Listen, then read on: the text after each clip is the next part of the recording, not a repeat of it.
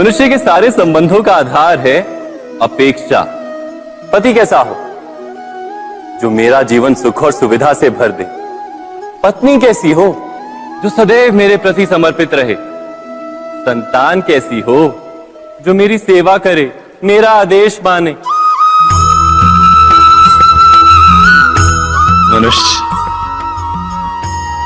मनुष्य उसी को प्रेम भी कर पाता है जो उसकी अपेक्षा पूर्ण करता है। और अपेक्षा की तो नियति है भंग होना। कैसे? क्योंकि अपेक्षा मनुष्य के मस्तिष्क में जन्म लेती है। कोई अन्य व्यक्ति उसकी अपेक्षाओं के बारे में जान ही नहीं पाता। पूर्ण करने की प्रामाणिक इच्छा हो तब भी कोई मनुष्य किसी की अपेक्षाओं को पूर्ण नहीं कर पाता। और वहां से जन्म लेता है संघर्ष। सारे संबंध संघर्ष में परिवर्तित हो जाते। पर मनुष्य अपेक्षा को संबंध का आधार ना बनाए और स्वीकार करे केवल संबंध का आधार, तो क्या ये जीवन स्वयमेव सुख और शांति से नहीं भर जाएगा? स्वयं विचार कीजिएगा।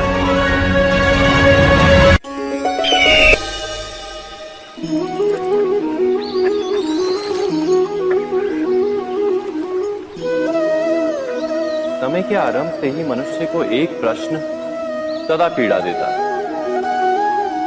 कि वो अपने संबंधों में अधिकतम सुख और कम से कम दुख किस प्रकार प्राप्त कर सकता है।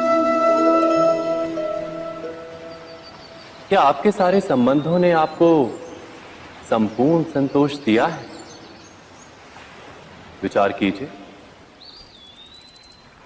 हमारा जीवन संबंधों पर आधारित है।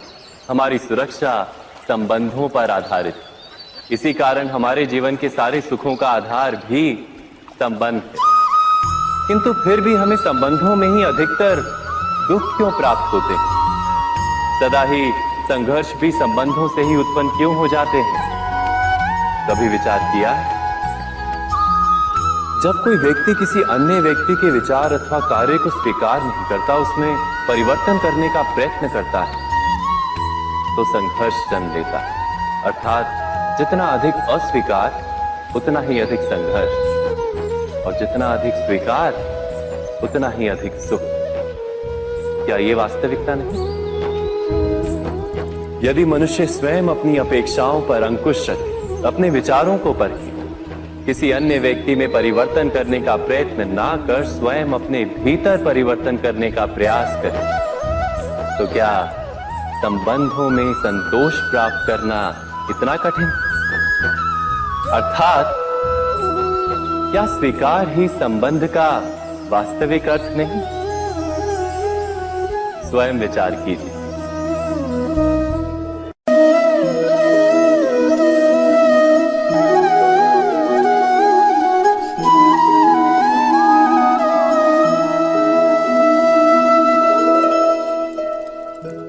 जब किसी व्यक्ति को किसी घटना में अन्याय का अनुभव होता है, तो वो घटना उसके अंतर को झकझोर देती।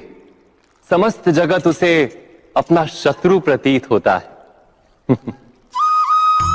अन्याय लगने वाली घटना जितनी बड़ी होती है, मनुष्य का हृदय भी उतना ही अधिक विरोध करता है। उस घटना के उत्तर में वो न्याय मांगता है, और ये योग्य भी है। वास्तव में समाज में किसी भी प्रकार का अन्याय व्यक्ति की आस्था और विश्वास का नाश है। किंतु ये न्याय क्या है?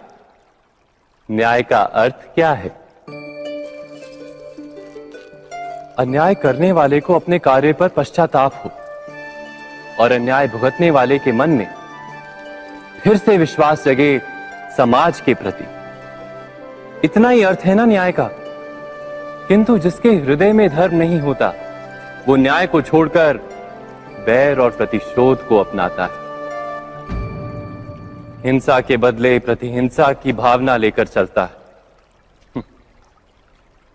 स्वयं भोगी हुई पीड़ा से कहीं अधिक पीड़ा देने का प्रयत्न करता है, और इस मार्ग पर चलते अन्याय को भुगतने वाला स्वयं अन्याय करने लगता है। शीघ्र ही वो अपराधी बन जाता है।